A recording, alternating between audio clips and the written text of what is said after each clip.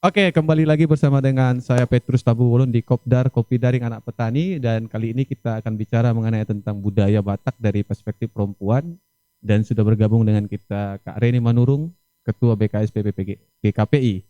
Apa kabar Kak hari ini Kak? Puji Tuhan kabar baik. Apa kabar Petrus? Kabar harus jujur ya, kabar Oh nggak iya. baik sebenarnya, Oh kenapa tapi itu? ya kan COVID begini kan kantung pada Oh, kering semua, oke oke tapi badan sehat, kantung oke. aja nggak sehat. Oke, Aduh. kalau bisa cerita Kak ini tentang Kakak nih. Berarti Kakak kuliah dulu di mana Kak? Caranya? Aku kuliah di Institut Teknologi Manajemen Internasional di daerah SC Megamas. Aku lulus tahun 2014. Aku jurusan akuntansi. Akuntansi. Ada yang ngambil S2 kah lanjutannya Kak? Beasiswa ada tapi aku tolak. Oh, luar biasa. Aku sedang nyari beasiswa tapi mereka yang nolak aku, bukan aku yang nolak mereka. Ini kok ditolak gitu ya? Iya, tapi nggak Oke. apa-apa. Tapi memang Oke. fokusnya dulu memang bicara tentang apa namanya bicara tentang ulos Kakak memang dari dulu atau baru-baru ini Kakak masuk karena memberdayakan atau melestarikan ulos itu saat ini. Nah, jadi Jadi, semangat nih ulos. ah, Jadi sebenarnya aku fokus di ulos itu sejak tahun 2012. hmm, hmm, Sebenarnya itu akibat pengaruh dari eh, orang tua aku kan kita utamanya tuh ekonominya dari ulos ya. Jadi ya, mereka nggak bisa tahun 2012 paling parah nilainya nggak ada gitu. Jadi hmm, aku mikir bagaimana caranya supaya nilai si kain ini benar-benar dihargai gitu. Karena hmm, kayaknya menurut aku nggak ada yang peduli. Menurut aku saat itu ya gitu. Jadi aku pulang kalau kalau ada libur 3 hari nih Petrus biasanya hmm, kuliah kan langsung ya, balik gitu. sebalik ya. Terus jadi singkat cerita aku search di internet. Hmm, Sebenarnya ulos yang aku tenun sekarang itu sama keluarga aku itu masih original nggak sih? hmm, Masih hmm, ulos yang sebenarnya nggak sih gitu kan? hmm, Karena selama ini aku nggak cari tahu. Dan ternyata setelah aku cari tahu itu bukan yang original lagi, itu sudah modernisasi. hmm, Seperti itu. Jadi kita mengikuti pasar dan aku mencari tahu sebenarnya pergeserannya kapan, hmm. kemudian kenapa bisa seperti itu dan sebenarnya seperti apa wujud aslinya itu gimana. Jadi aku ketemu beberapa antropolog, aku chatting gitu. Ya nekat-nekatan ya, tapi sambil kuliah nih ceritanya ya. Iya, iya, oke. Sambil kuliah gitu. Dan aku ketemulah sama perempuan namanya Sandra Nessa. Nah, ini penulis bukunya tuh Legacy in Cloth. Oke. Tebel banget. Jadi aku ketemu sama dia, Hmm, ternyata sejak aku lahir, hmm, tahun 92, dia sudah menulis buku 3 tentang ulos dan sudah sampai sekarang 40 tahun perjalanannya tentang ulos gitu. oke. Jadi aku tertarik dengan dia, aku cerita tahu dan aku kasih tahu lah visi dan Hmm, misiku ingin hmm. kembali ke kampung dan dia setuju dan dia bilang, "Yoren, aku siap bantu." Gitu. Oke. Itulah awal mulanya. Awal mulanya itu ya. Hmm, Karena ada kita bilang masalah bicara tentang finansial untuk bagaimana yes. mengembangkan ulos ya. Tapi kalau aku agak menarik tadi ketika Kakak bicara tentang ulos asli dan modernisasi. Itu yang membedakannya di ranah mana itu, Kak? Yang otentik yang tadi, otentik sama yang modern itu. Iya, jadi kalau di background ini, Hmm, di hmm. backgroundnya kayak ada ulus nih. Ada ulos ya. Kalau yang aku lihat, pernah nggak Petrus lihat warna merah yang sangat komersial itu? Warna merah, ada emas-emasnya. Yang ulos untuk pernikahan itu kah yang dikasih gini, Iya, Kak? iya, Iya, iya. yang Ah, biasanya merah, terus ada gold-goldnya gitu. iya, iya, Ya, iya. Pernah, pernah, pernah. semua yang Petrus lihat itu bukan original lagi. Oh iya. Itu hanya kain yang Nah, bermotif ulos. Jadi hmm, bukan ulos menurut saya ya. hmm. Itu kan menurut perspektif dari saya gitu Ya, ya. Kalau benar-benar. orang lain saya nggak tahu. Kalau menurut saya sebuah ulos itu harus ditenun dengan tradisional, Hmm. dengan yang pastinya dengan hati dan ada doa di dalamnya. Jadi Oh. bukan buruh tapi Hmm. sebuah artisan. Menurut saya Hmm. Bukan ranah komersil berarti Kak ya? bukan. Bukan, bukan. Jadi eh, saya rasa itu mulai tahun 98 Hmm. pengaruh kepentingan seorang pengusaha lah di dunia Hmm. kapitalisme ini ya Hmm. kan.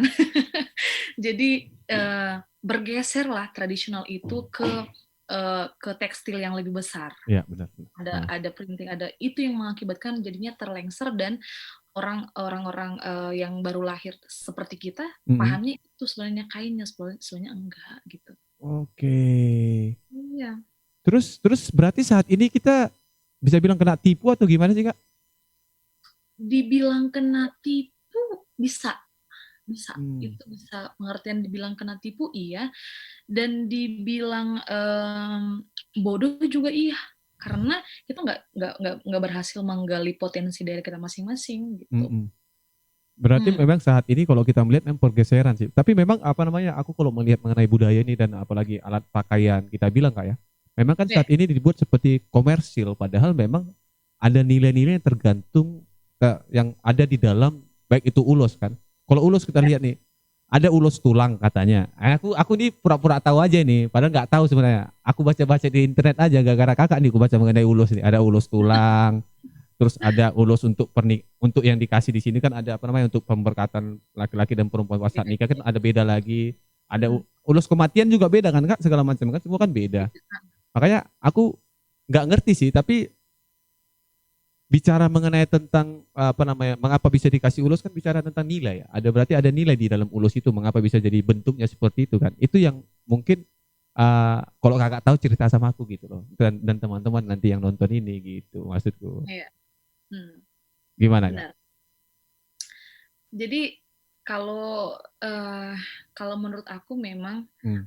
kalau kita bicara tentang sedikit tentang ulos ya, kenapa itu Mm-mm. ada ulos? Kayaknya itu perlu dikasih tahu deh. Iya, iya, Kalau dari konsep mitologi Batak ya, kita iya. bicara mitologi Batak dulu. Mm-mm. Jadi dulu itu ada salah satu empu kita, opung kita yang dulu Mm-mm. turun dari kehayangan ke bumi, Mm-mm. dan dia ahli menenun Mm-mm. katanya, Iya. yaitu konsep mitologinya seperti itu. Mm-mm. Dan ada ulos pertama yang dia buat seperti itu. Kemudian Mm-mm. setelah dia turun adalah pakai untuk pakaian gitu Mm-mm. ya. Jadi ulosnya Iya. untuk pakaian. Karena kan sejatinya ulos itu bukan hanya untuk keperluan istiadat, tapi untuk clothing juga. Iya. Ya, oke. Dengar kakak, dengar saya kah? Halo? Halo kak? Halo? Halo. Ya, Putus sorry ya? macet. Iya, nggak apa-apa, nggak apa-apa. Oke. Ah. Dan habis untuk di clothing Hmm. itu uh, lanjut sebagai selimut. Dulu kan ulos itu untuk penghangat badan Iya. sebenarnya. Kemudian at least terakhir sih untuk adat istiadat itu terakhir Mm-mm. gitu. Dan uh, yang harus kita tahu sebenarnya juga bahwasanya ulos itu setiap corak memang itu beda ragi-raginya, Mm. kemudian bahkan jangankan keseluruhannya, setiap motifnya juga punya fungsi yang berbeda-beda gitu ya. Mm. Jadi sebenarnya ulos itu udah kita terima sebelum lahir sampai kematian. Oh. Jadi ketika Petrus umur Ah, 7 bulan, ah, 7 bulan, ah, ya. Jadi Petrus diberi ulos tondi namanya ah. supaya Petrus itu lahir ke dunia dengan selamat beserta ibunya. Jadi apakah Petrus anak pertama? Enggak, aku anak kelima. Oke, biasanya nanti Petrus tanya Ah. abang atau Mama. kakak. Oh ya. Oke, untuk anak pertama ini sangat spesial. Mm. Jadi orang tua dari mamah yang mengasih. Jadi Mm. opung si Petrus dari Mm. pihak mamah yang memberikan. Jadi Ya. uniknya dalam keluarga Batak, kaum perempuan yang paling banyak memberikan ulos, bukan laki-laki. Jadi ya itu uniknya Oke, gitu. oke, oke. Ya, jadi ketika abang si Petrus Ah, ah, sebelum lahir 7 bulan, ah, ah, ah. si opung dari perempuan yang memberikan ulus tondi, biasanya ulus ragidup, biasanya bintang marotur. Tujuannya apa? Mm. Itu sebenarnya nggak ada mistis sih sebenarnya. Ini kan hanya sebuah kain, tapi Mm. dalam kain ini kan terselip doa toh, Iya, benar-benar. karena motifnya motif seperti ragidup itu ada motif tentang kehidupan Petrus. Mm. Mm. Jadi itu ada hubungan antara flora dan fauna juga kepada alam dan sang pencipta. Ya. Nah, itu kenapa diberikan kepada sang ibu dan calon bayi yang mau lahir seperti itu. Nah, setelah dia lahir Mm. akan diberi nama kan biasanya kan untuk baptis Iya, kan. benar-benar. Untuk pemberian nama biasanya dikasih mangiring supaya apa itu dipakai untuk paropa. Tapi sekarang paropa kita sudah batik. Mm. Ya, Harusnya ulus, bukan Kak. harusnya ulos. Jadi yang dikasih waktu memberikan nama Iya. itulah yang dipakai untuk paropa. Tujuannya apa? Mm. Apakah hanya sebagai gendongan? Apakah hanya sebagai ditimang-timang? Bukan. Tujuannya kelak si adik itu mempunyai adik lagi. Karena ulos yang dikasih mengiring, beriringan. Seperti itu. Nah, kemudian setelah nanti dia dewasa pasti menikah dong kan? Nih Iya. Petrus misalnya menikah kan? Amin lah kalau Nah, nikah nih. ya Petrus akan mendapatkan ulos dari mertua, bukan dari orang bapak atau mama. Yang mau ngulosin nanti itu adalah dari pihak perempuan. Kemudian nanti setelah itu punya anak lagi kan, kembali ke situ lagi siklusnya, kemudian sampai ke kematian gitu. Beda lagi dengan konsep-konsep misalnya ada rumah baru atau apa, itu sudah beda gitu. Tapi yang jelas ini saya baru cerita sih tentang siklus ulos dalam kehidupan manusia kemarin di Amerika tentang ini. Itu baru minggu yang lalu sih bicara tentang itu gitu. Jadi karena itulah Petrus kenapa aku sangat concern ternyata sebesar itu ternyata tentang ulos itu gitu gede gitu. Dan saya nggak tahu kayaknya belum sampai saat ini yang seusia dengan saya di sini belum ada yang tertarik menggali itu. Saya nggak tahu apa, saya nggak tahu, mungkin nggak ada jenjang karir mungkin ya menurut mereka gitu, atau Memang nggak ada jenjang karir, Kak. atau terkesan kuno Bisa ya jadi, mungkin bisa ya, jadi, gitu. bisa jadi. Terus kita udah milenial bro gitu ya, ngapain itu kan sudah kuno dan ya udahlah kalau mau ada apapun jadi kok gitu. Tapi Itu memang, tapi gini sih Kak, apa namanya ketika Kak menjelaskan mengenai tentang bahwa ulus itu dari kita lahir sampai kita mati ada, itu ya. baru apa namanya, kayak seperti memberikan pengetahuan yang baru buatku sebenarnya. Karena tidak, memang oke lah bapak mama kan orang tua itu kan cuma ngajarin kita gini Batak, ya kan, bahasa Batak diajarin, oke, adat istiadat, oke diajarin tulang, maksudnya silsilah dan segala macam. Kalau nanti ditanya kau dari mana, contoh aku Tabu Bulun nomor berapa, nomor 17 bilang. Asal dari mana Tamu Bulun? Tangga Batu, ya kan? Dari ini cuma itu aja, tidak lana lebih kepada nilai-nilai ataupun bicara tentang ada istiadat itu kayak pakaian dan segala macam itu tidak ada dikasih tahu. Dan baru kali ini baru aku tahu bahwa ternyata ulus itu sangat berharga dan melekat dari diri kita gitu loh. Oh iya, oh iya. Kayaknya aku harus beli ulus nih. Kalau bicara tentang ulus itu wah, saya rasa keren. Makanya sih kalau saya kemana-mana saya selalu kampanye jadinya Petrus. Karena banyak hal yang mau diselidiki dalam ulus ini gitu. Ya. Tapi gini Kak, perjuangan saat Kakak kita bilang mengkampanyekan ulus ini apa aja sih sebenarnya yang tantangan yang paling berat sebenarnya sih? Wow. Tantangan pertama itu dari lingkungan sekitar dulu ya, Iya, tetangga saya dulu. bisa. Tetangga saya dulu. Yang pertama, sarjana kok pulang kampung? Nah, Ya, betul. so this is the first gitu. Karena paradigma di sini orang yang sudah lulus itu apalagi sudah dikuliahin jauh-jauh gitu, ngapain pulang kampung? Berarti lu nggak berhasil di kota. Di perantauan. Ya. Kalian nggak berhasil, itu menunjukkan kalian nggak berhasil makanya pulang kampung. Itu paradigma yang pertama. Terus tantangan yang kuhadapi selanjutnya adalah tidak kurangnya keseimbangan antara saya dengan stakeholder misalnya pemerintah. Gitu. Karena di satu sisi pemerintah itu hanya taunya gimana oke lah untuk UMKM segala macam, tapi yang saya lakukan ini kan sedikit berbeda gitu ya, karena saya konsen revitalisasi gitu. Itu salah satu yang aku yang cukup besar ya, yang rintangan yang ku hadapi sekarang. Terus tantangan dan yang selanjutnya palingan pernah sih orang tua kurang support gitu ya di awal gitu, tapi lama-lama kayaknya mereka semangat banget. Jadi kalau sampai sekarang 2 tahun terakhir ini saya bilang itu udah masuk zona aman sih saya, nggak ada masalah lagi. Tapi kalau masuk ke ranah kita akan otomatis kan kita tidak bisa pungkiri bicara tentang finansial Pak, bicara tentang kita memperjuangkan sesuatu tuh. Contoh kita bilang ulus kan otomatis kan apakah ulus itu hanya kita pakai di acara adat atau bagaimana caranya kita membuat ini menjadi modern gitu loh. Maksudnya oke tetap otentik begitu, tapi untuk bisa masuk kepada ranah pemuda dan khususnya pemuda Batak itu apakah ada tantangannya Kak, atau berat gimana sih sebenarnya? Kalau tantangannya ada, karena kan kalau selama ini kan bahas tentang ulos orang tua Hmm. kan, Hmm. masih orang Ya, tua. Jadi yang aku pakai ini Petrus, ya.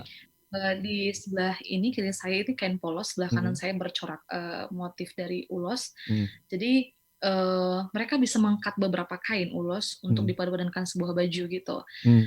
Tapi lebih baik sebenarnya kalau untuk mengangkat nilai ulosnya sebenarnya bukan hanya untuk dipakai baju sebenarnya. Hmm.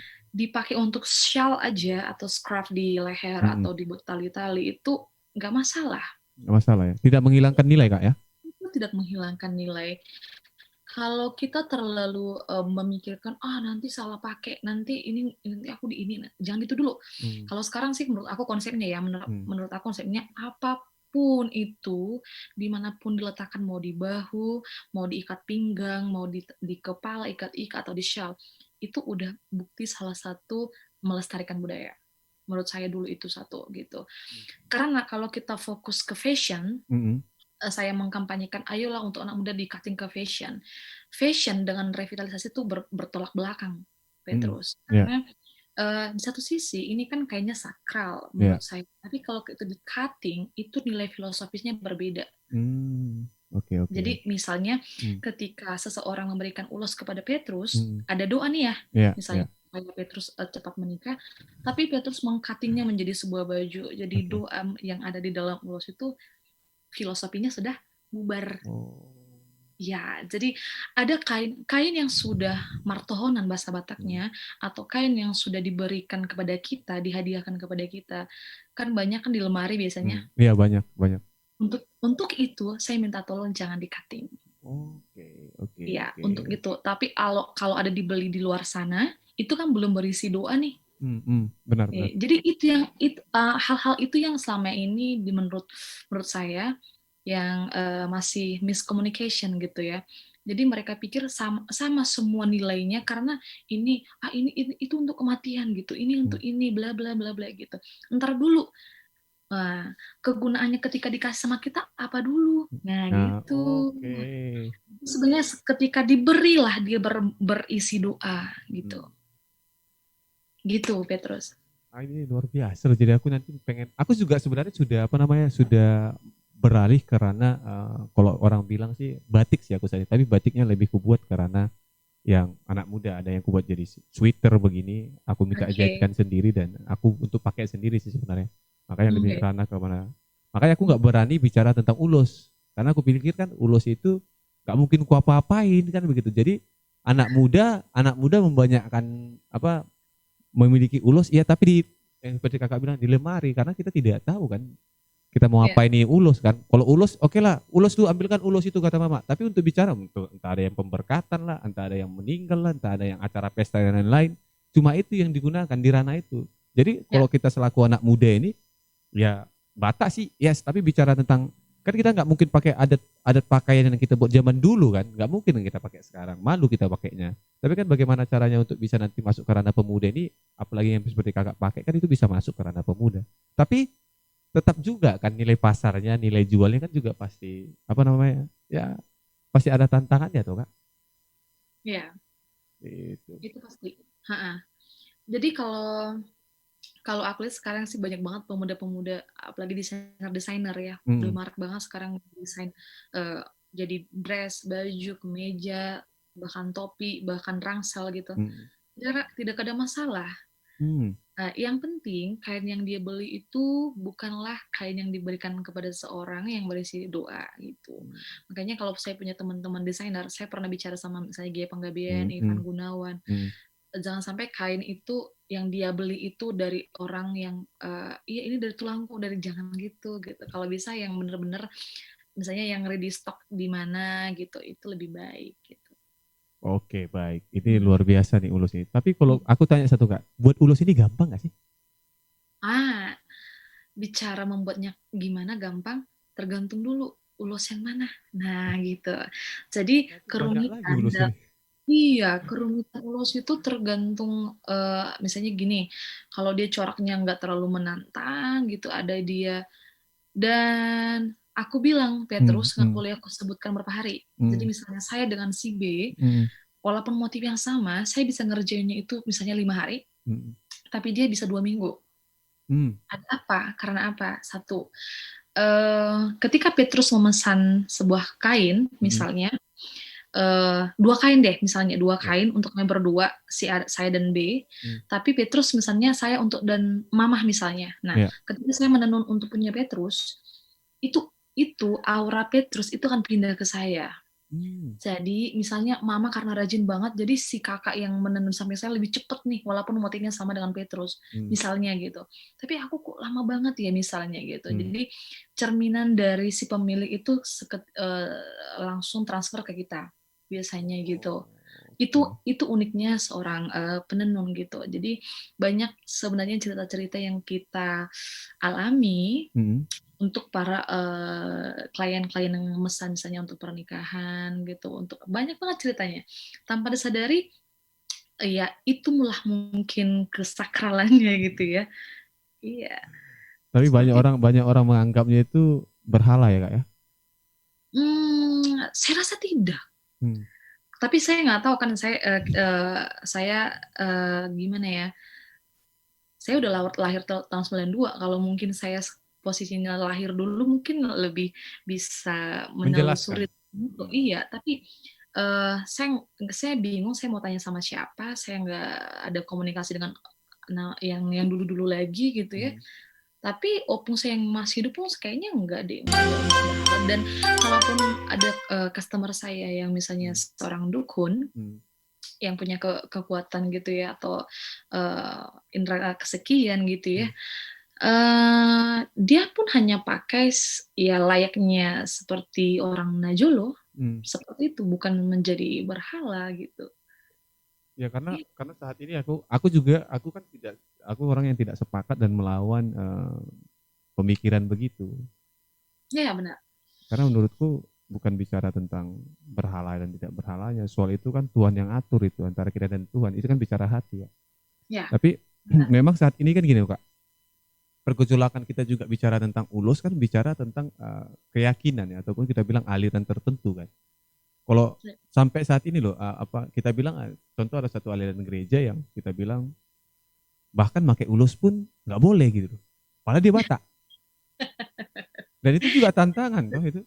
Ya, memang beberapa bulan yang lalu agak marak sih ya yang ada bakar ya, yang ada Iya. bakar. Eh, Walaupun sebenarnya yang dibakarnya itu Petrus itu bukan ulos yang original. Iya, benar benar. Itu masih mesin dan ATBM sebutannya. Tapi kan tetap tetap yang kita lihat itu adalah ulos seperti itu ya Iya. gitu. Kalau menurut saya eh apa ya namanya ya, tidak ada yang salah dengan sebuah kain. Iya memang makanya aku bilang itu. Tidak ada yang salah sebenarnya. Mas karena itu kita buat sendiri dengan tangan sendiri gitu ya, Iya. nggak ada masalah dan nggak ada mistis di dalamnya, saya rasa nggak ada pengaruhnya gitu. Makanya kalau disangkut pautkan budaya ulos dengan agama itu cukup berseberangan saya rasa gitu. Iya Apalagi betul sih. kebetulan aku ketua BKSPP gitu kan, kalau kalau itu dibahas, itu Nah, pernah dibahas di situ, nah, saya selalu bilang kalau itu dicampurkan itu bakalan jadi wow gitu, akan bertolak belakang gitu. Karena kan ulos aja hadir itu sebelum era kolonial kan. iya betul betul betul. Padahal kita tahu agama itu masuk setelah masuk era Kolonial. kolonial gitu. Jadi itu sudah bertolak belakang. Memang bukan agama yang datang kan agama penjajah, bukan hanya manusia yang dijajah. Identitas Iya, diri pun dijajah ini. Kacau memang ini. iya seperti itu. Makanya aku juga apa namanya? Makanya aku juga salah satu hampir terpengaruh waktu itu bicara tentang apalagi kan aku kuliah di mana tempat yang aku bilang aliran itu kan tahun 80 hadir di kita bilang di Indonesia yang aku bilang seperti menghilangkan contoh budaya-budaya tertentu yang dibilang ya kita bilang sesat atau segala macam ya ketika orang memakai ulos. Nah makanya aku juga mengapa aku bertahan juga kan bapak pendeta kak. Oke. Bapak pendeta walaupun karismatik juga bapak karismatik. Ya. Tapi bapak tetap raja perhata dan pakai ulos gitu loh. Makanya gue bilang nggak ada yang salah dong gitu dengan ini gitu. Gue bilang berarti aku pun juga selaku orang Batak juga tetap juga memakai adat Batakku gitu sih. Aku bilang gitu. Jadi nggak masalah. Walaupun banyak orang bilang bertentangan dengan itu karena ada motif-motifnya itu berhala dan segala macam itu yang membuat banyak aliran-aliran itu melarang itu sesat dan segala macam. Tapi itu tantangan sih, tantangan yang aku bilang suatu yang harus kita lewatin karena kita harus kasih jawaban juga kan Kak mengenai itu kan. Tapi pasti banyak orang nanya-nanya begitu sama Kakak dan Kakak selalu bilang jawab apa sih? Bukan bicara tentang menyatukan tapi bicara tentang ini kan bicara tentang apa namanya? Ideologi ataupun doktrin yang saat ini dibangun gitu. Petrus bisa ulang nggak tadi itu apa internetku nggak bagus aja aku nggak dengar apa-apa. Ini baru masuk. Bagus lah Kakak nggak dengar karena aku juga jadi bingung nih di agak pikiran malu gitu. ya. Nggak apa-apa. Kakak di mana sebenarnya ini? Lagi Iya, di Samosir. di, bukan saya di Tarutung. Oh, Tarutung. Saya di Tarutung dan tahulah signal di sini kadang goyang gitu ya. Padahal Lake Toba internasional katanya kan? Apanya? Danau Toba itu internasional Apanya katanya. internet? Wisata internasional katanya. Nggak tahu. Iya, lagi Katanya. dicetusin tuh. Oh, Jadi oke.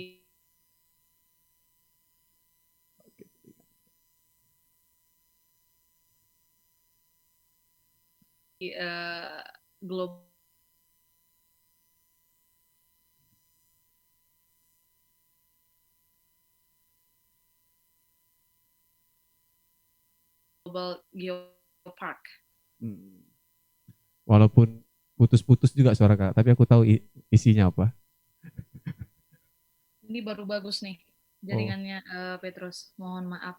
nggak apa-apa Kak, aman aman aman. Kalau aku ini aman-aman aja. Soalnya apa namanya? Aku juga mengerti daerah Tarutung dan segala macam walaupun aku tidak pernah ke sana ya. Aku belum pernah ke sana sekalipun dalam Oh hidupku. iya, kapan-kapan kesini lah, biar dilihat dulu sikonnya seperti apa. Tapi belum bisa. Aku aja ke kampung halaman aja belum pernah nginjak. Tapi aku Waduh. belum pernah. Balige Oke, belum pernah pinjak. Aku hanya pernah itu ke apa itu yang Silalahi ya? oke, Silalahi. Silalahi sama ini apa itu? Yang air terjun itu loh. Air terjun daerah mana? Di Samosirnya maksudnya? Bukan Di yang Paropo? si Ringo-Ringo apa? Si apa? Air terjun Sigurah mana ya? Yang mananya? yang turunnya ke Silalahi, Kak. Dia itu kan dari atas. Air apa itu? Air terjun itu. Yang pancur panjang itu panjang dia yang kita turun ke naik tangga bawah itu ada 1.000 tangga kalau nggak salah itu. Katanya sih. Oh, aku ke Silalahinya belum pernah kalau Silalahinya Petrus. Air terjun Hanya ini. daerah-daerah Samosir aja. Cipiso-piso, air terjun Cipiso-piso. Oh, Pisau. Oke, berarti kesana terakhir ya? Iya, itu pun tahun Oh, 2000 berapa ya? Sebelum aku dilempar ke Jakarta itu tahun 2000 waktu masih di Medan. dilempar ya? Ya dilempar karena bandel. Tahu lah kakak anak Batak ini gimana kan laki-lakinya kan. Kalau Oke, dari oke. perantauan. Tapi udah Oke, bertobat kita. tadi pertanyaannya apa waktu yang Nah, aku maju? pertanyaannya adalah gini, apa namanya mengenai tentang doktrin tadi yang maksudku kan perlu juga jawaban kepada generasi muda yang kubilang saat ini juga mereka tidak tahu tentang budayanya dan malah masuk karena kita bilang modernisasi ataupun budaya global yang masuk ke mereka dan mereka memakai itu dan itu menjadi keyakinan buat mereka bahwa apa yang mereka pakai dan apa yang disampaikan oleh apa namanya kita bilang tokoh tertentu itu yang mengatakan bahwa kita bilang ulus ini ada kita bilang berhala dan segala macam kan itu masuk ke doktrin anak muda saat ini juga Kak. Dan perlu juga kita kasih jawaban menurutku sih. Tapi aku nggak tahu jawabannya, aku naik nama kakak nih jawabannya apa. Jadi kita pernah diskusi kan di Hmm. forum tentang budaya, bagaimana sih menjelaskan lah ya, khususnya Hmm. ke pemuda, kalau ada yang bilang kan ulos itu bla bla bla bla bla bla bla Hmm. gitu ya. Hmm. Kita selalu bilang sebenarnya bagaimana dia paham Hmm. kalau dia belum tahu gitu. Jadi sebenarnya ini masalah di kecintaannya belum ada Petrus sebenarnya. Kalau menurut Hmm. aku gitu. Jadi percuma saya terangkan misalnya A sampai Z Hmm. sampai 10 tahun pun Hmm. kalau dia nggak mau menerima dan nggak mau mencintai ceritanya itu nggak akan bisa gitu. Karena saya punya teman Hmm. yang alirannya nggak bisa megang kain ulos Ya. gitu. Tapi ketika dia bersedia, saya bilang kita sama-sama dewasa, saya cerita sedikit dan kau harus memahaminya dulu supaya nanti kamu bisa ngambil perspektifnya, oke, bla bla bla bla bla gitu. Nah, ketika saya terangkan di situ dia tahu, oh ternyata seperti itu Ren, iya gitu. Dan kalau kita udah tapi saya hargai karena itu, karena agama kamu gitu ya, pengaruhnya jadi nggak bisa megang kain gitu, saya hargai itu. Tapi kau harus tahu aslinya itu ceritanya gitu. Dan sampai sekarang dia paham dan nggak takut lagi saya rasa gitu. Walaupun keluarganya sangat fanatis tentang hal itu gitu. Makanya, tapi kan nggak bisa semua langsung saya soundingkan kan Petrus Iya, ya. ya betul Gitu. betul. Apalagi di dunia sosmed sekarang, kalau ada yang mau konsul dan pengen cari tahu tentang hal itu, saya rasa banyak sih di Facebook, Instagram yang bisa menjelaskan tentang hal itu. Tapi kan memang karena sudah terdoktrin dan nggak mau tahu lagi, jadi dia nggak mau mencari tahu bagaimana sejarahnya gitu.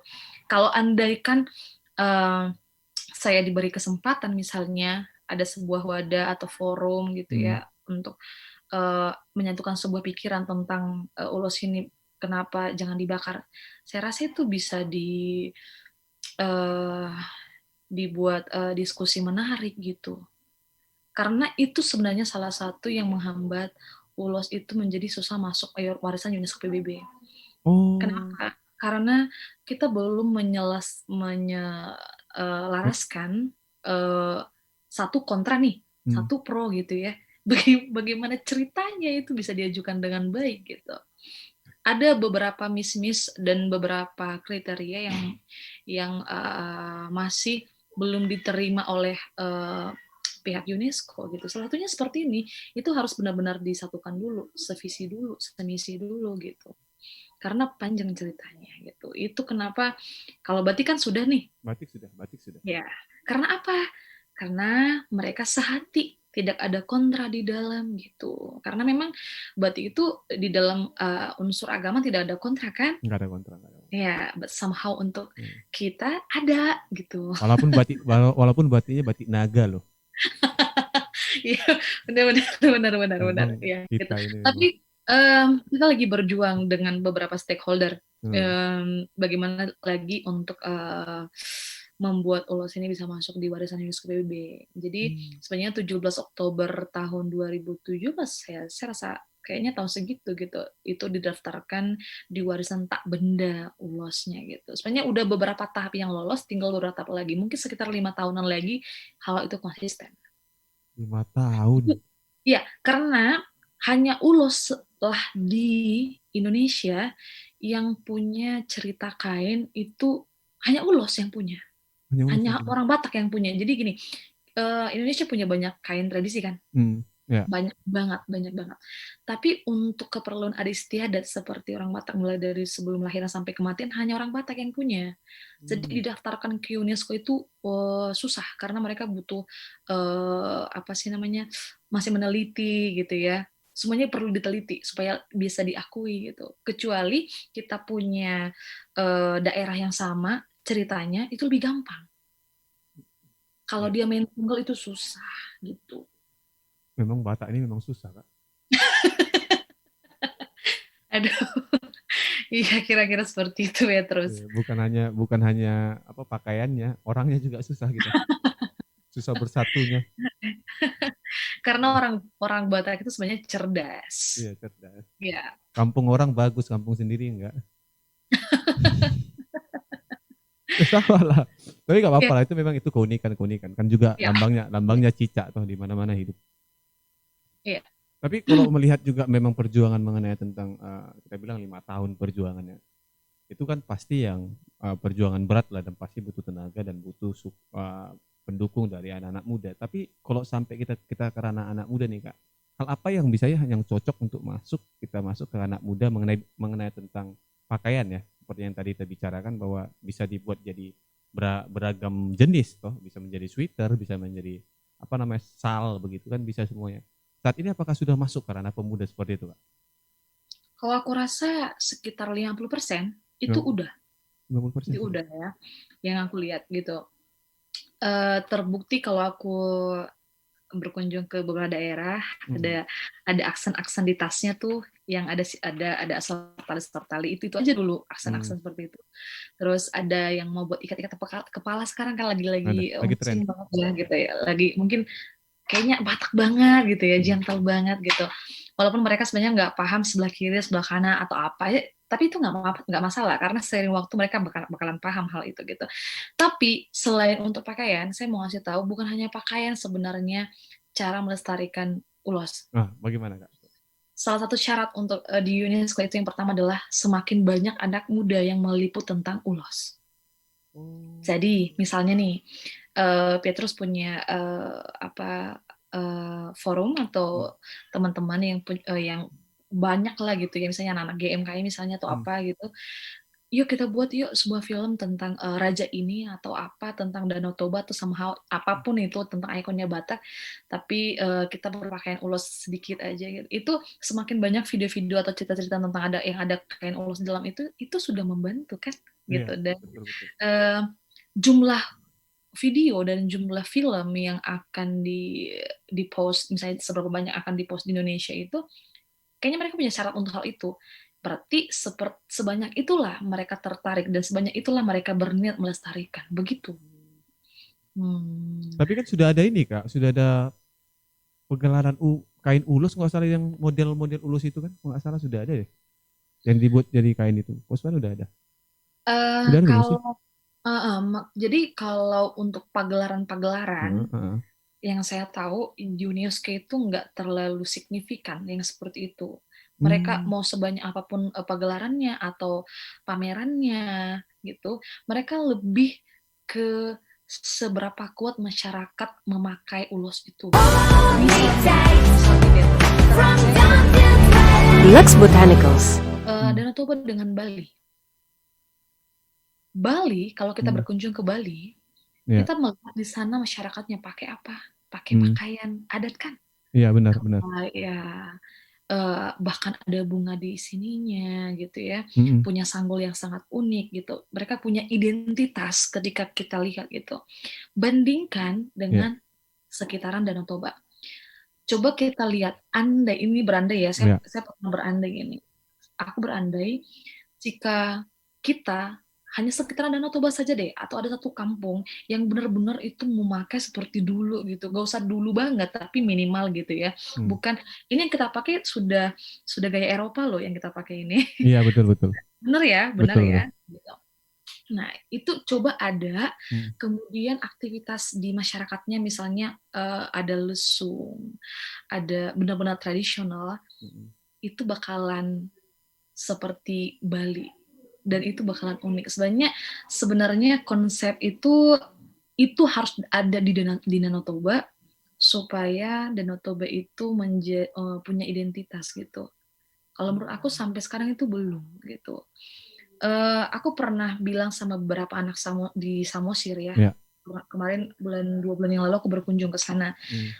Aku ada diskusi sama anak-anak Barsden kemarin, aku bilang sama mereka, kalian harus berani membuat seperti itu gitu. Kalau ini ada satu kampung aja membuat seperti itu, wow, it's great, itu berhasil. Tapi kan masalahnya tergantung menyatukan pemikiran-pemikiran semua antara kepala desanya, masyarakat itu susah gitu ya. Iya. Gitu. Masa sih kembali seperti dulu, pakai seperti ini gitu.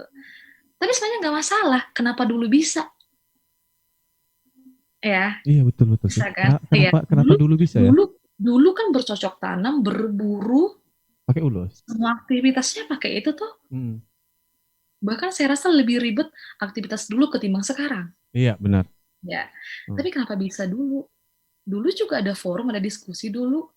Dulu juga ada ini, ada hujan, ada aktivitas perang. Mereka memakainya seperti itu, nggak ada masalah gitu.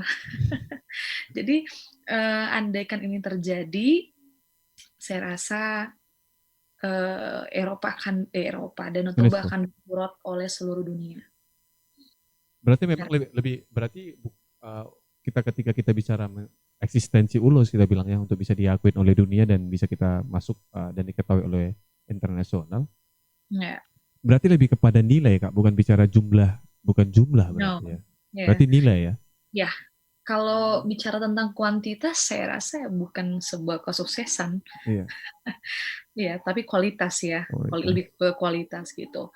Jadi saya kan sering survei-survei beberapa daerah gitu Mm. ya untuk melihat sudah sejauh mana perkembangan gitu.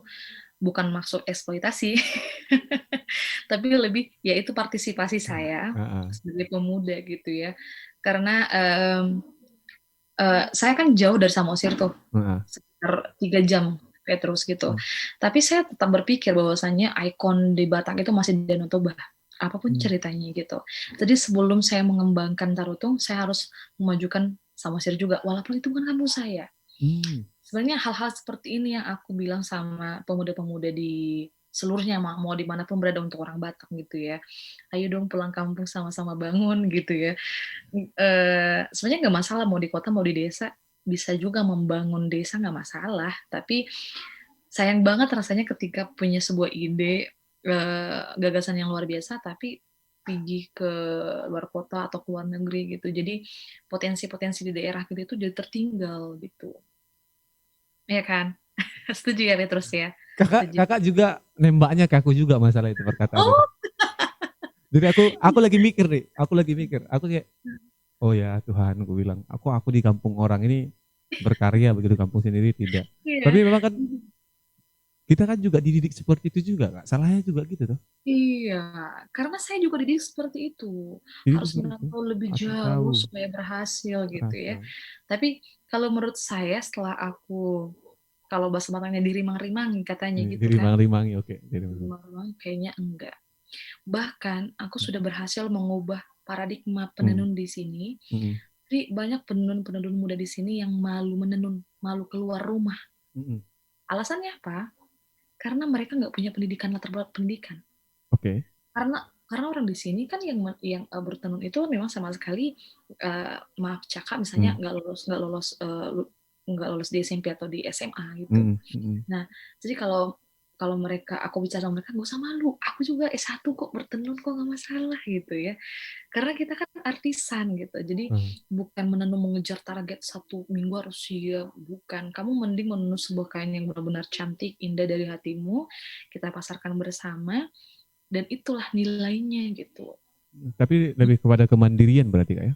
Ya gitu. Dan memang sekarang itu sudah banyak seperti saya yang udah kembali ke kampung Hmm. gitu. Ada beberapa yang udah, perkembangannya sangat pesat banget. Bahkan dia berani membuka sebuah bisnis online gitu ya.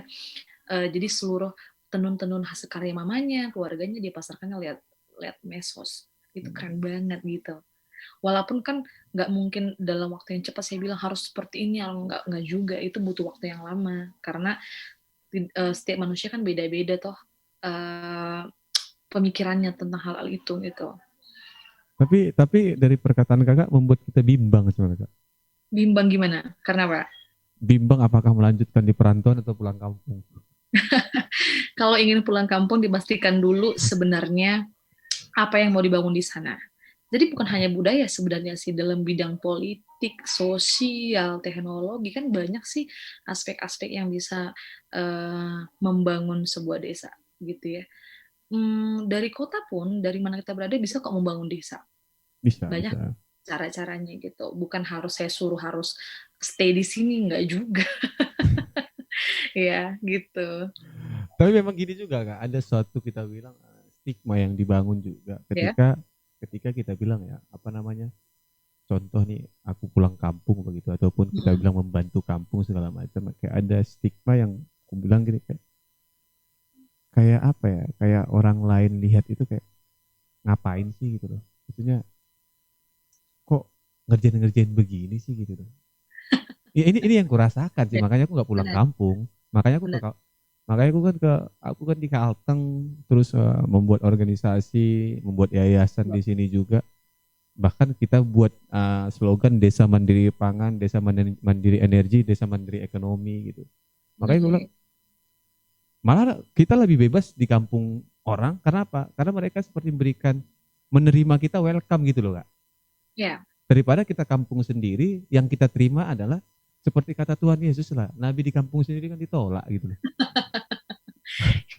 Ya, iya.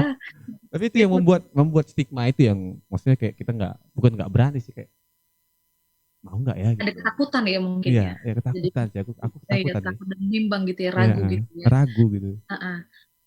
Memang itu konsekuensi yang harus diterima, Petrus. Hmm. Itu konsekuensinya gitu. Tergantung kita menyikapi saya rasa. Dan aku udah cukup makan garam soalnya kayak gitu-gitu. Bahkan sampai sekarang, Heeh. iya, sampai sekarang misalnya kalau aku jalan ke dekat luar rumah gitu ya, eh, si Reni ini kenapa lah ya nggak ke kota gitu, mereka masih menganggap kenapa harus di kampung gitu. Padahal mereka nggak tahu ya si Eh, perjalanan itu telah menolong ekonomi mereka termasuk iya. ibunya gitu ya kan. Hmm. Eh, dan itu bertahun-tahun loh Hmm. aku pendam, maksudnya tapi aku tetap nggak sakit hati, tetap berjiwa besar gitu ya, mungkin itulah yang kalian tahu dulu, nggak masalah gitu. Tapi ada yang seperti aku kemarin, teman juga nggak tahan, Petrus, Hmm. dalam artian malas lah, udahlah, jadi omongan orang ini yang aku dengar gitu, jadi udahlah aku kembali ke kota aja lah, merantau gitu ya kan. Dia tergantung konsisten kan, dan bisa menanggapi konsekuensinya kan. Kayak aku Saya belum, rasa seperti itu. kayak aku nggak Tapi siap aku. memang, iya, tapi memang ketika aku misalnya pergi ke sebuah daerah misalnya Muara atau apa, emang betul seperti yang kau bilang, Petrus, lebih lebih welcome Bener kan? ketimbang di kandang kita sendiri Kandang kita gitu. sendiri. Karena merasa udahlah, udah kenalnya aku samamu gitu kan, bahasa Batanya ketahu-tahu apa lecak kamu gitu ya kan. Tapi nggak apa-apa. Terkadang terkadang yang aku tahu, yang aku ambil kesimpulan lah ya, Hmm. orang ini butuh bukti, Hmm. Ya. bukti dulu, lu punya apa dan prestasi apa yang harus kami akui gitu. Hmm. Jadi ketika mereka punya bukti, oh dia ternyata seperti ini, udah mereka langsung diam. Dan yang membilangkan, yang ngejudge itu dengan sendirinya dia nanti yang akan membeberkan ke orang lain, dia udah kayak gini loh, dia udah kayak gini lah gitu. Itu Budaya budaya latah itu memang di seluruh negeri Indonesia sih. netizen 62 memang seperti itu. lebih Iya, lebih senang ngomongin orang daripada iya, ngomongin iya. karya ya. Iya, jadi makanya saya sebenarnya bukan apa yang memperbandingkan. Kalau saya chatnya dengan pemuda-pemuda antar lintas negara itu lebih wawasannya jauh lebih beda gitu. Ya sih. Ya kita harus banyak belajar dari mereka. Tapi gara-gara mereka juga kita begini. Iya, Mereka juga yang buat ini begini jadinya. iya benar. Tapi memang apa namanya, bicara tentang ulus kan, saya juga punya mak tua kan juga jualan ulus juga di Oh iya, ya di dulu waktu aku kan SMP di Tanah Jawa kan. SMP Negeri 1 Tanah Ji Simalungun. oke, selalu tanah Jawa ya. Ya, makanya di situ lah aku tahu bahasa Batak. Kalau Oke, aku itu kalau aku tahun nggak di berapa sana nggak. di sana? Hah? Aku Tahun kuliah, berapa? aku tahun 2007 sampai 2010, 3 tahun aja SMP di sana. Oke. SMP deh. Tapi SMA ya tahu lah kan, kalau anak perantau Batak ini SMP merantau ya kan, bandel dia dipulangkan ke kampung kan, biasa itu. Ya balik ke kampung lagi, tapi sudah tahu bahasa Batak gara-gara di situ. Tapi memang Nah, yang kulihat memang gini juga sih.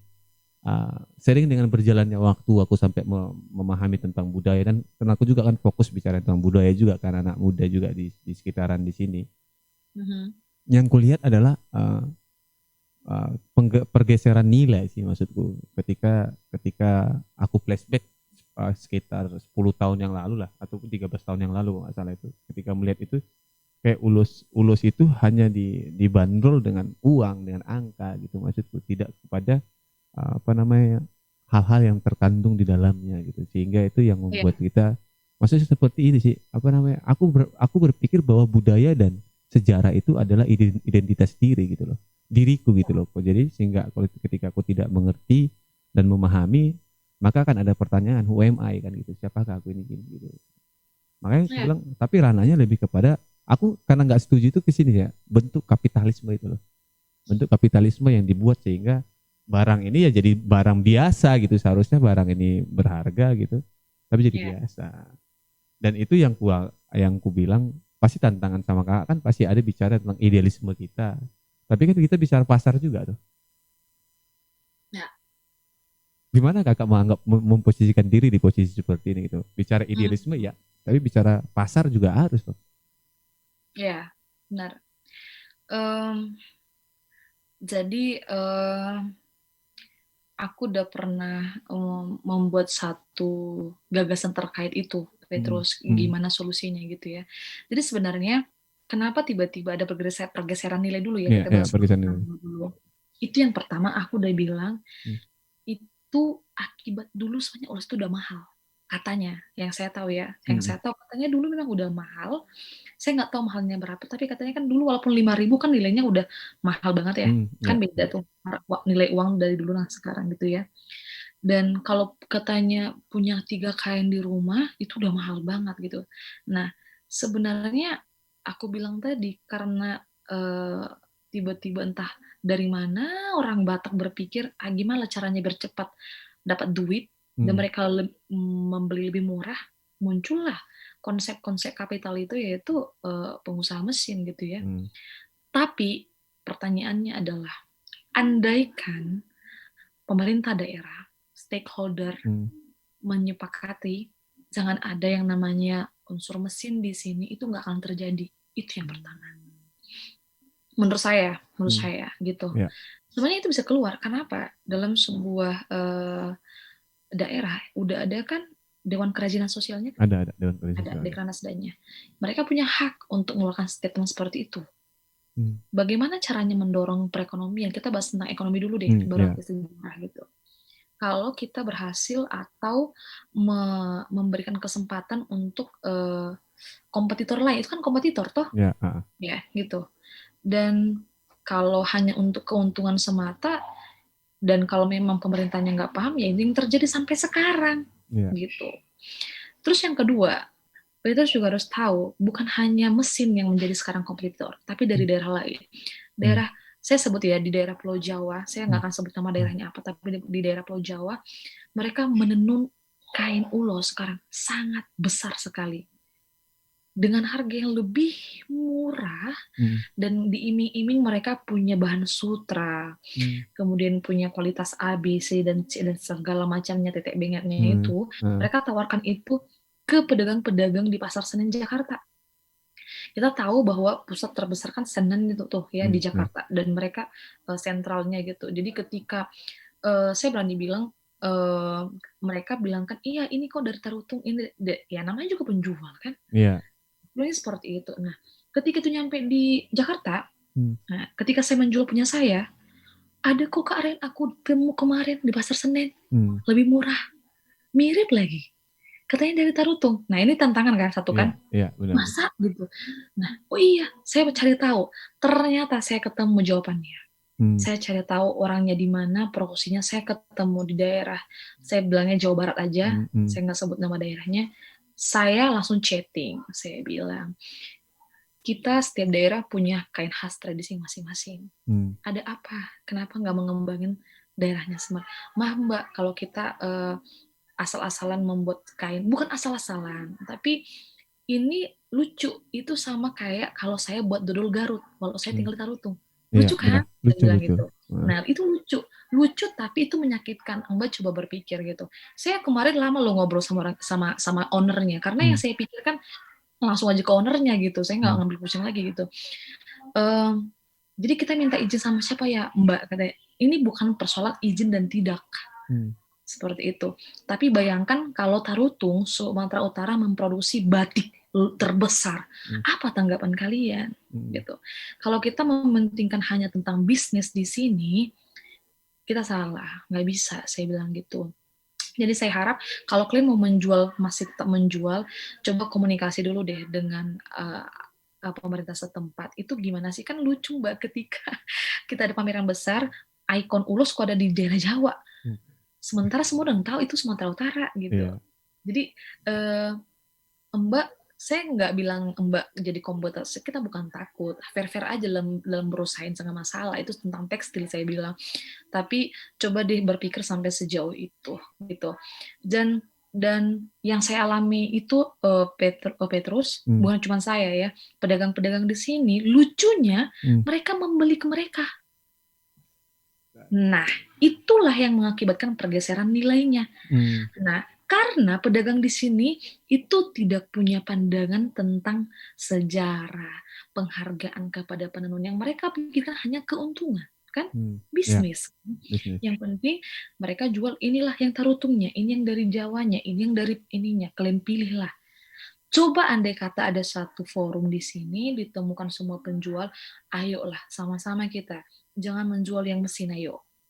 Sama-sama kita menjual yang dari tarutung yang memang, atau yang dari Toba yang tenun tangan gitu. Kita berjanji nggak akan pernah menjual yang namanya printing. Yang merusak pasar pertama itu siapa? Penjual. Iya, Itu. penjual. Itu. Jadi sebenarnya yang pertama dibenahi itu selain penenun adalah penjual.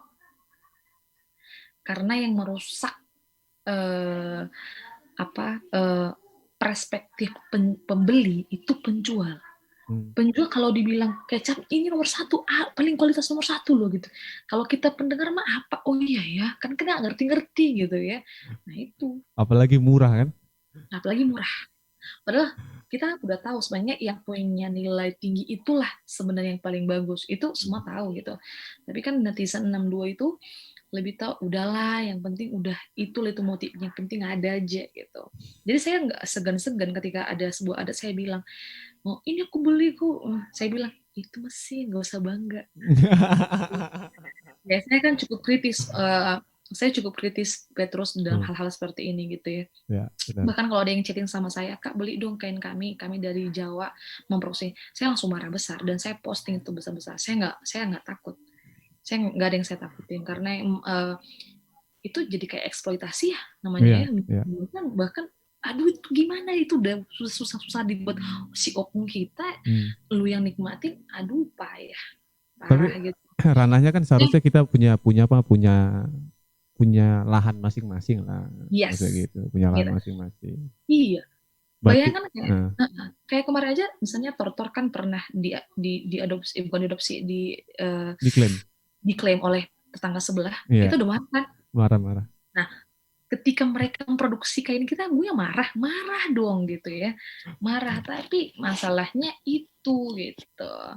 Makanya kalau saya pernah berpikir seperti ini sih Petrus, pemerintah daerah itu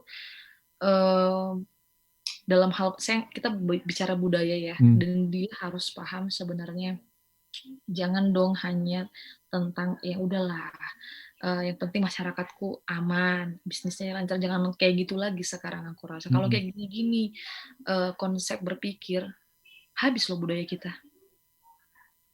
Aku juga prediksi itu sih. Aku malah prediksi 2050. Iya, kan benar kan? Iya. Benar kan? Benar kan? Bahkan saya pernah berandai-andai gini. Misalnya gini deh. Toba Samosir, Tapanuli Utara itu kawasan budaya loh. Iya benar. Benar kan? Iya kan? Yang terkuat itu sebenarnya sektor pariwisata itu pasti melekat dengan budaya. Pariwisata dan budaya itu harus join gitu. Kalau cuma lingkungannya aja, kalau cuma masyarakatnya yang sumber daya manusia yang diolah, kalau budayanya nggak dikonsep dengan bagus sama juga bohong. Itu harus kolaborasi kan. Itu harus kolaborasi gitu. Tapi memang juga gini juga sih, apa namanya, kalau kita masuk ke ranah pemerintah ya, untuk kan bicara pemerintah kan bicara juga ini juga siapa namanya? Iya. Fokusnya di mana sih gitu loh. Karena aku lihat Danau Toba pun eksploitasi kok semua sekarang ini. Tidak ada ditanya kepada masyarakat itu mau dibuat apa, baik itu tenun, baik itu tarian tortor, baik itu dan segala macam, nggak ada. Hanya lebih fokus pada eksploitasi, bagaimana menguntungkan, membuka investasi, investor datang, membangun tanpa memikirkan dan menanyakan kepada masyarakat di sana. Itu kritis terhadap pemerintah di sana. Dan itu perjuangan berat buat kakak, tapi aku hanya bisa dukung dalam doa kalau tuh. Setidaknya aku dukung dalam doa lah. Jadi sebenarnya udah banyak banget pemuda-pemuda sekarang, bukan hanya ulos ya, yang misalnya dalam bentuk gorga, yang suka uning-uningan, itu kan satu komponen juga sebenarnya dalam pelestarian budaya Batak gitu ya. Sebenarnya apa ya? Aku bukan menuntut harus banyak yang seperti aku, bukan. Yang aku mau sebenarnya, ayo dong lebih mengetahui tentang komponen Batak itu apa gitu komponennya. Eh, Terus digali aja gitu. Kalau dibilang nggak ada kok di Google, nggak ada, nggak mungkin gitu. Buktinya Petrus saja bisa mencari tahu tentang aku kan. Iya, Ya, ada. Meli pun belum pernah ketemu sama aku Meli belum ya. sebenarnya. Ya, tapi Oh. sekretarisnya itu Pera. Hmm. Iya, kebetulan sekretaris BKSPP juga, jadi aku kenal dari sana gitu. Oke, oke. Seperti itu. Dan apa sih namanya? Banyak sih yang hal yang mau dilakukan, nggak bukan tentang hanya ulos aja saya rasa gitu. Banyak, banyak. Cakupannya Bicara budaya cakupannya luas, Batak banyak. Bicara ya, budaya Batak banyak. cakupannya luas gitu ya. Em, dan eh, kalau bisa sih pemerintah harus punya kolaborasi yang bagus dengan pemudanya. Jangan sampai eh, seberang. Iya, karena itu saya alami Petrus. Iya ya. Ya, saya menjadi kompetitor.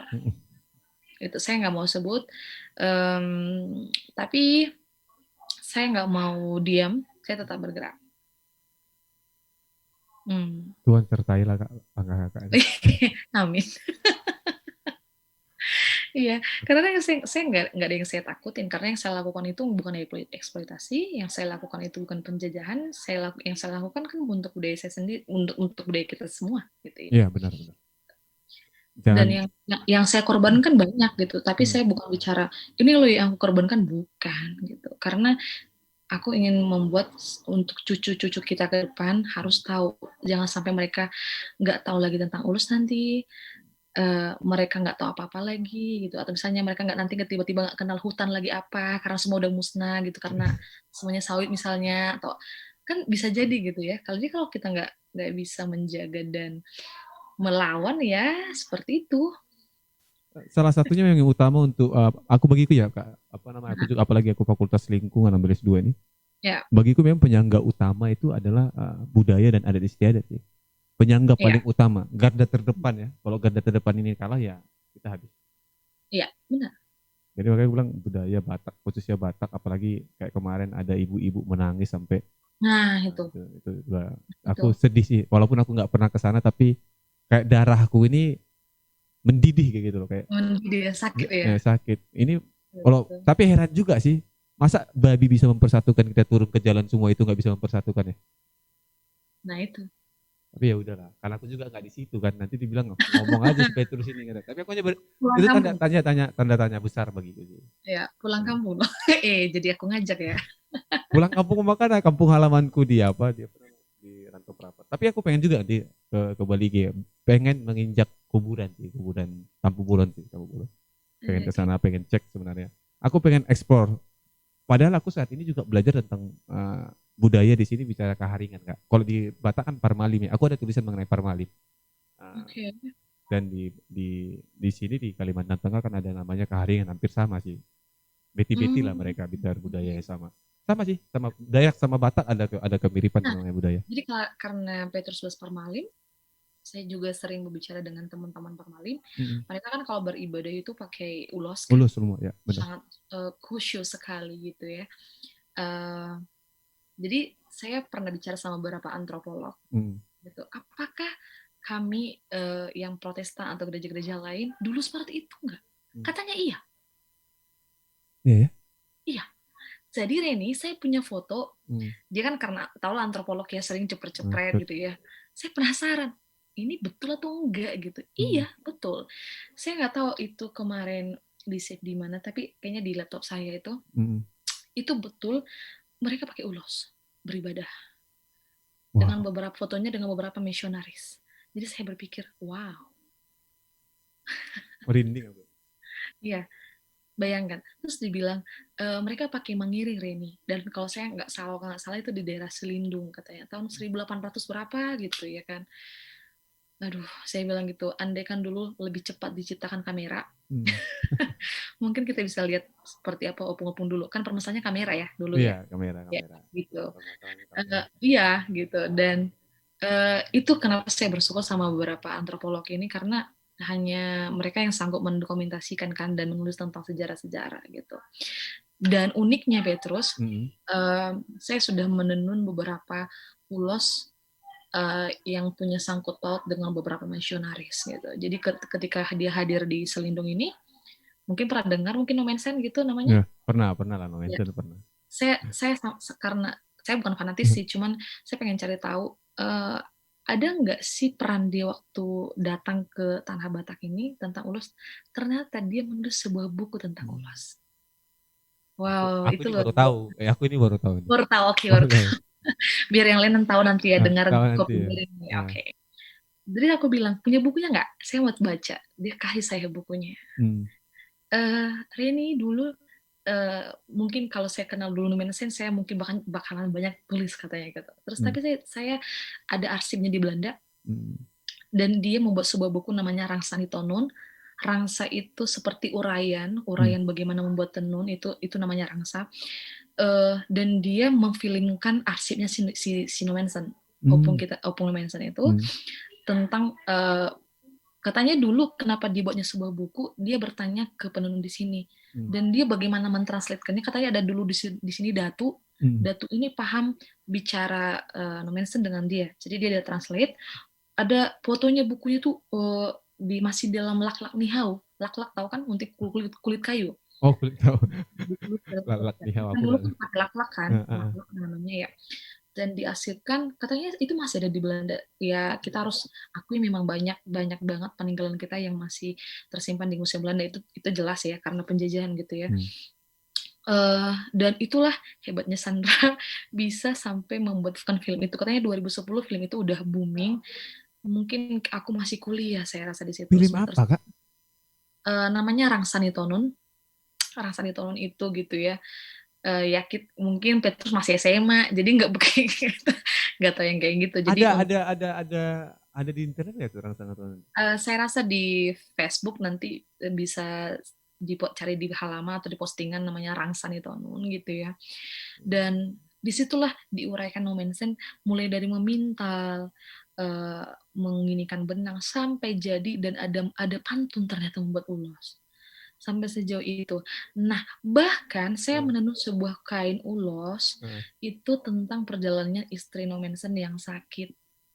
Jadi menurut Sandra, bunga ros itu, nama ulos ini bunga ros namar simata. Simata itu beats manik-manik. Katanya ulos ini sebagai kayak bukti bahwasanya ulos ros itu dibawa Nomensen dari Eropa ke Sumatera. Jadi diaplikasikan dalam sebuah tenun untuk obatnya si istrinya gitu. Jadi ulos itu udah punah. Tahu kenapa punah? Kenapa itu, Kak? Terus Kenapa?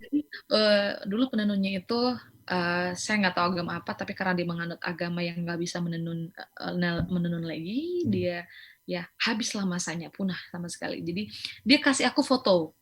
Dikasih aku foto, aku tertantang menenun kembali. Jadi aku menenun sudah usianya katanya 150 tahun, udah habis. Aku menenun kembali. Itu pertama kali saya tenun 2018. Jadi itu salah satu kain yang terselamatkan dari cerita tentang Nomensen. Wow. Ya gitu. Jadi saya tertantang sih untuk menenun yang kayak gitu-gitu lah, yang udah nggak ada lagi, dibuat kembali gitu. Lahir baru dia. Iya, itu namanya kan revitalisasi kan. Jadi udah hilang, bangkit lagi gitu. Dan aku sama tim itu, aku kan punya sebuah branding usaha namanya Deme Ulos kan. 20 orang di tim, saya bilangnya tim sih, bukan bilang karyawan, sih lebih tim. 10 orangnya mereka lah semuanya master, dan mereka dari foto bisa memproduksi kembali. Dari foto doang berarti? Iya, dan mereka sudah sering aku bawa misalnya dalam, ini kan nggak bisa pameran kan, jadi virtual lewat Zoom misalnya, mereka kasih speech tentang perubahan ekonomi mereka sebelum ketemu aku dan sesudah. Jadi biasanya sebelum aku ketemu mereka, aku tanya berapa uang yang diterima waktu bertemu, katanya 400.000 seminggu, 300.000 seminggu, ya berapa lah untuk mencukupi apa sih kehidupannya ya, untuk bapak mamanya atau anak-anaknya juga. Dalam satu keluarga kan mungkin 6 orang minimal gitu ya, itu nggak cukup. Dan aku bilang, bagaimana kalau kita mencoba sesuatu yang kayak gini, mungkin lebih rumit, lebih lama, pakai pewarna alam lagi, Hmm. Aku kan sudah pakai pewarna alam toh. Hmm. Jadi udah go green. Hmm. Kalau di sini kan sampai aku sebelum aku pulang kampung sih masih masih pewarna kimia Hmm. gitu. Ya, ya. eh aku budidaya tanamannya, Hmm. aku cari tahu tanaman-tanaman yang seperti dulu, aku tanam kembali Petrus. Jadi perlahan aku sudah seperti petani sekarang. Banyak tanaman yang aku tanam, ya. Jadi tanamannya pun aku terrevitalisasi, bukan Hmm. cuma kainnya. Kainnya luar Hmm, biasa. iya. Jadi nilai kain yang aku buat sekarang itu jauh lebih baik dan harganya lebih luar biasa. Dan aku nggak pernah buat harga kain itu aku yang menentukan. Hmm. Karena aku penenun, mereka penenun, aku selalu tanya. Misalnya gini, menurut kakak itu harganya berapa sih? Kan kakak yang buat. Hmm. Toh? Gitu. Jadi konsep untuk fee di green saya tuh sedikit berbeda mungkin ya dari konsep lainnya karena saya bukan memikirkan tentang bisnis di sini gitu. Jadi kita semuanya terbuka. Hmm. Dia tahu saya jual berapa. Hmm. Jadi konsep kita enak gitu. Jadi misalnya boleh nggak Reni kami pesan langsung ke penenun? Boleh, sama enjoy aja gitu. Karena kita nggak ada eksploitasi di sini gitu. Dan 10 di antara mereka menjadi saya sebut lah ya pelopor mungkin Hmm. pelopor dari beberapa penenun-penenun di sini dan kabar baiknya mereka pas sampai punya penghasilan 8 juta per bulan. Kayaknya aku balik kampung ini. Balik kampung aja. Iya, saya kalau udah nonton videoku terus aku ada namanya Kaduma. Iya. Dia bahkan pernah sampai 10 juta sebulan. Hmm. Sebuah kain itu fantastis saya rasa. Hmm. Gitu ya, 10 juta. Dan bukan karena dia lebih cepat menenun, bukan. Karena saya kasih tantangan, bisa nggak buat seperti ini. Terus saya punya teman-teman yang cinta kain kan, saya kasih tunjuk, saya cerita filosofi, ini penenunnya, saya ceritakan, Ya. dikerjakan seberapa lama begitu. Dan mereka hargai, aku mau beli sekian gitu. Oh, Kan? jadi yang membuat harga itu yang membeli ya kebanyakan ya? Bukan. Biasanya aku buat tergantung konsep marketingnya dulu. Kalau Hmm. aku menjual di platformku sendiri, Instagramku sendiri, aku buat sendiri nilainya. Tapi aku punya komunitas tentang lelang, hal lelang ya. Hmm. Jadi ketika kainku aku upload, Hmm. biasanya ada Indonesian dan internasional yang ada di dalamnya. Ya. Mereka malah menaikkan harga dari yang kita buat. Iya. Kayak gitu, misalnya gitu. Jadi dirimang-rimangi juga kan Petrus, ada juga sebenarnya unsur-unsur ekonominya aku dulu itu. Ke situ dia terselip. Ya, kayak gitu. Tapi memang seniman itu kan biasanya ataupun kita bilang seniman lah. Kita bilang kakak kita bilang seniman lah kita bilang. Biasanya seniman itu kan membuat karya itu kan apa namanya? Bukan bicara tentang bukan bicara tentang angka harga berapa sih. Iya, Tapi tergantung orang memandang itu kan ada nilainya tergantung dia berapa nilai dan harga yang akan diuli tuh. ya. Kan sama seperti lukisan toh. Mm-mm. Dia punya hak dinilai dengan berapa miliar, berapa ratus juta, itu tergantung dia memandangnya seperti apa gitu. Ya, karena Maka itu nggak ternilai sebenarnya. enggak Nggak, nggak, bagiku ulos tidak bernilai makanya aku iya, enggak bernilai iya, tidak ternilai sama gitu. sekali tapi kakak luar biasa loh kak perjuangan itu. Iya, aku belum pernah memang perempuan-perempuan Batak ini memang betul-betul petarung ya. Betul Iya, jadi petarung. sebenarnya aku ada keturunan Solo, Petrus. Solo Ah, ada keturunan ya, Solo ada keturunan Solo. Jadi opungku itu orang Solo. dari Dari mama, dari dari mama, mama. dari mama gitu. Hmm. Hmm, tapi tetap Sebenarnya, iya. tapi tetap Bataknya kental kali ya. Oh iya dong, harus. Malahan aku nih keturunan bapak mama Batak juga. Kok jadi aku yang nggak merasa kental banget merasa Bataknya.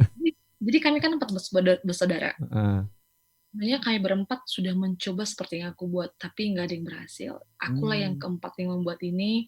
Aku bukan sebut aku berhasil, tapi mungkin ada sedikit pergeseran perubahan gitu. hmm. Hmm. Aku 7 bersaudara loh, Pak. Gimana Petrus? Aku di 7 bersaudara. Satu pun nggak diikutin bapak aku itu udah Japar Hatta. Oh gitu ya. Iya ya. Malah Kalau ah, bapakku sebenarnya sudah seniman sih. Bapak kan seorang musisi. hmm, Iya. Pantesan kakak berjuang mati-matian karena udah ada darahnya di situ. Tapi beda aliran ya, itu musik Benar. kan. Ya, Ini udah lebih ke kain gitu ya. iya benar. Tapi mungkin yang mengakibatkan itu adalah saya lama tinggal sama opung saya mungkin. Jadi saya waktu dari kecil itu tinggal sama opung, bukan sama mama. Yang opungku Solo, Hmm. orang Solo. Saya nggak tahu ilmunya dapat dari mana menenun. Lupa dulu interviewnya, karena dulu kan tau lah orang kecil kan. Saya pun nyesel kenapa nggak dari dulu interview gitu. Tapi em, dia ahli banget dalam menenun, bisa buat warna sendiri. Itu aku selalu dia aku belajar dari dia gitu. Berarti udah dari kecil kak, pantesan Iya, sampai besar aku juga. dari umur 9 tahun, Hmm. aku udah dikenalkan dengan benang. Benang ya. Ya, benang. Jadi aku disuruh menggulung dulu, menyusun benang dulu, terus menjiwai benang supaya benang itu masuk ke aku. Jadi ketika dia putus, aku bisa kayak memantrai gitu. Sebenarnya ada Hmm. mantra sebenarnya, tapi saya nggak tahu gimana bilang mantranya, tapi ada mantra. Mantel, karena waktu saya menenun saya selalu Nah, bilang kita bersahabat yuk. hmm. Kamu ini ya nyatu denganku ya gitu supaya gak ada masalah yang make sehat-sehat gitu, itu kan doa. Seperti dijiwain berarti ya. Iya gitu, karena pernah kejadian Hmm. eh, apa sih, saya pernah ada pesanan Hmm. untuk menikah tapi nggak jadi-jadi, namanya selalu rusak. Berarti nggak jadi nikah. Selalu, bukan nggak jadi nikah tapi ganti ganti calonnya. Iya, ini bener. Bahaya nih. Ya, makanya saya bilang eh, bukan bukan berhala sih, tapi lebih ya mungkin faktor alam ya. Kalau kita bicara tentang alam mungkin, jadi Hmm. alam menyampaikan mungkin. Hmm. Jadi saya nggak bisa menenunnya langsung siap karena alam menyampaikan mereka nggak jadi gitu, Iya betul betul gitu betul. ya menurut saya gitu. Baru Pertanda itu. pernah pernah saya menenun itu selalu selalu sakit gitu ya. Hmm. Ini kenapa sih saya sehat-sehat aja tapi sakit melulu gitu. Terus bawahannya selalu ada berita yang meninggal. Ternyata benar ketika tenun itu selesai dia kecelakaan misalnya seperti itu. Baru terima kain gitu. Jadi itu kan alam menyampaikan sebenarnya, bukan karena kainnya gitu. Iya. Tapi banyak Hmm. orang menganggap itu musyrik. Memang kacau orang zaman-zaman sekarang. Iya. Tapi sebenarnya seru itu. Seru. Mereka yang tidak mempelajari itu, bagi mereka itu karena mereka tidak mempelajari ya, mereka tidak tahu ya. Jadi kita tidak Iya, bisa. Jadi sama jadi tidak bisa kita salahkan mereka yang tidak tahu. ya, sama kayak perbincangan kita hari ini. Mm-mm. Petrus mungkin jadi sedikit tertarik dan banyak yang lebih tahu walaupun belum semuanya, mungkin sekian Iya. persen gitu ya. Nah, itulah harusnya yang digali oleh pemuda yang lain Mm-mm. seperti itu. Bukan hanya ulos kok, bukan. Seperti yang aku bilang tadi di daerah Samose bukan, Lumban Julu, itu Mm. ada teman aku namanya Jesral, dia Mm. Panggorga. Mm. Eh, dia tinggal di paling puncaknya gitu, sangat terpencil. Mungkin Petrus kenal dengan Jesral Tambun. Enggak, aku orang. Belum pernah ya.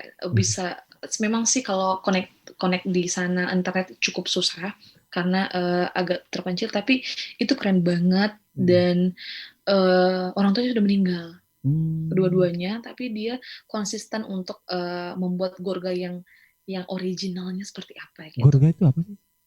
Gorga. Iya. Eh, Gorga, oke, Gorga itu, apakah Petrus pernah lihat ornamen di rumah adat Batak? Yang mana ini? Yang mana? Kayak ada Ya Tuhan, Yesus. Aku cek di internet dulu gorga gorga. ada lengkungan-lengkungan. Bentuk gorga. Aduh Tuhan, malu aku nih. Bentuk gorga. Aku Gak cek usah cek malu, nggak masalah. gorga. Saya harus sebut, Oh, iya, I know, udah dapat. you know that, Yeah, I know that. dia kayak ada lekukan seperti ini.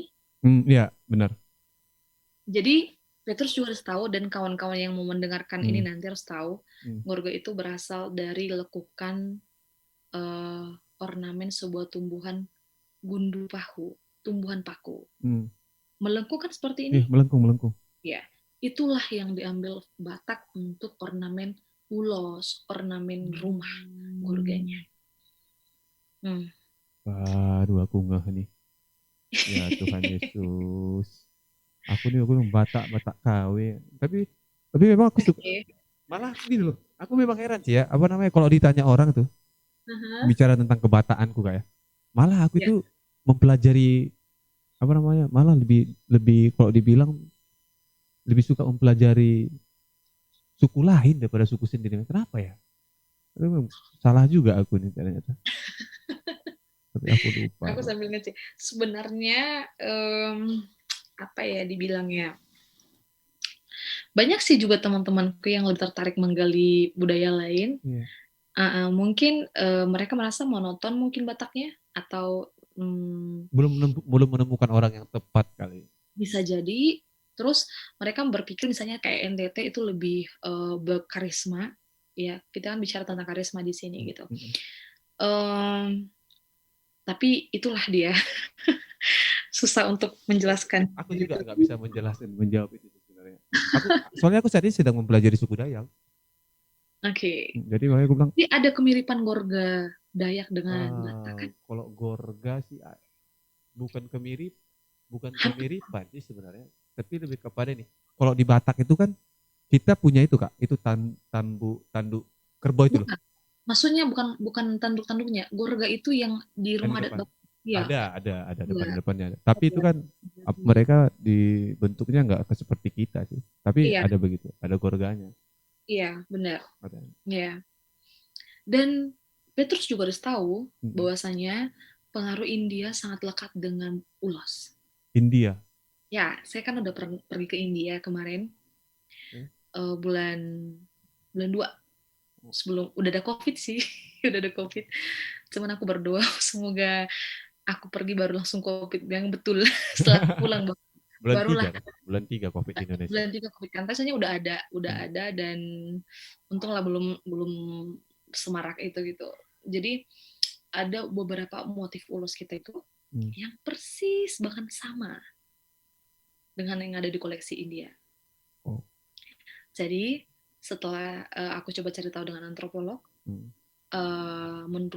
menurut dia ya yang dia tahu itu bisa jadi ketika ada nenek moyang kita dari apa sih namanya, maksudnya dari India berlayar Hmm. berdagang mungkin di bawah kainnya Hmm. mereka cerita itu bisa jadi karena usianya lebih tua di India ketimbang yang ada Indonesia. di Indonesia gitu. Dan Hmm. menurut Sandra juga bahwasanya alat tenun itu bisa berasal dari sana dan juga beadsnya manik-maniknya itu bisa berasal dari sana kan India itu kan salah satu bangsa yang tertua toh Iya. gitu. Cuma saya kemarin kurang lama di sana dan pengen lama lagi di sana untuk mencari tahu gitu. Saya penasaran Hmm. dan ketika aku kemarin jumpa dengan uniknya di India Hmm. kita harus tahu Hmm. ya India itu Hmm. punya universitas yang semuanya fakultasnya tentang kain. Jadi mereka benar-benar belajar tentang kain. Hmm. Aku miris, aku lemes tuh kan. Terus dia bilang Indonesia punya, saya mikir tentang tekstil ada tapi tentang belajar tentang ulos itu nggak ada saya bilang gitu kan. Indonesia harus punya. Dia bilang seperti itu sama aku. Terus aku bilang, aduh, nantilah setelah aku presiden mungkin ya. Oh, bercanda. Jadi terus aku mikir seperti ini, Hmm. benar juga. Benar juga. Karena itu salah satu solusi supaya generasi muda mereka tahu tentang sari India gitu kan dipelajari motif-motifnya. Pantasnya sampai sekarang India masih pakai sari. Iya Karena betul itu sih. mereka pelajarin. Itu Baik di muatan lokal mungkin atau universitasnya mungkin. Kita kan nggak ada. Itu jadi itu. market Jadi gitu, jadi market buat i- mereka. iya. Pop culture mereka berarti di sana itu. Iya, terus dia bilang ini motif ini ada loh di museum ini, kenapa ada di Indonesia gitu. Terus aku cerita mungkin gini gini gini gini gini. Karena dia kemarin adalah mahasiswa yang di bidang tekstil gitu. Dia cerita kemarin itu unik banget. Jadi motif mangiring itu Hmm. persis yang ada di India. Yang aku bilang tadi untuk Untuk paropa, Eropa. bukan paropa yang udah dikasih nama. Hmm. Iya, itu ada di India gitu. Dan aku udah lihat persis sama. Berarti kita ini keturunan India nih, bukan Israel nih. Salah gitu. Bisa jadi. Jadi sebenarnya Bahkan jenis kulitnya pun hampir Hampir sih, sama. Hampir sama. kemarin kan bahkan waktu aku nyampe di sana, Hmm, mereka hmm, bilang, "Reni itu mirip dengan sebuah daerah," saya nggak tahu daerahnya hmm, apa, "kalau kamu pergi ke sana, hmm. itu pasti banyak orang India," gitu. "Oh ya?" Saya bilang gitu. Terus teman-temanku orang Jawa bilang, "Jangan-jangan orang Batak dari India Hmm. lagi," gitu. Nggak, ada yang nggak terima. Mereka bilang orang mereka orang Yahudi kan, keturunan Yahudi. Susah kita nanti. Eh, hanya nenek moyang yang dulu lah yang tahu itu. Pokoknya aku ini si Raja Batak lah punya, aku punya nenek moyang. Udah itu aja. Iya. Dan ribet-ribetkan Tapi sama mereka. Heeh. jujur ya, di benua Eropa, Amerika, dan Afrika kita diperbincangkan loh. Iya. Oh iya, saya kan sering diundang-undang oleh Kedubes Hmm. atau organisasi lain apa gitu, bicara tentang kain. Mereka sangat suka dan mereka cukup banyak tahu gitu. Makanya aku heran, ada apa dengan Indonesiaku gitu. Penuh masalah kali. Iya gitu. Seperti harusnya kan ini aku harusnya di Swiss sekarang, Heeh. tapi karena pandemi itu nggak jadi gitu. Mereka aja sangat excited tentang ULOS gitu. Bahkan mereka kemarin mengundang aku buat pameran kecil di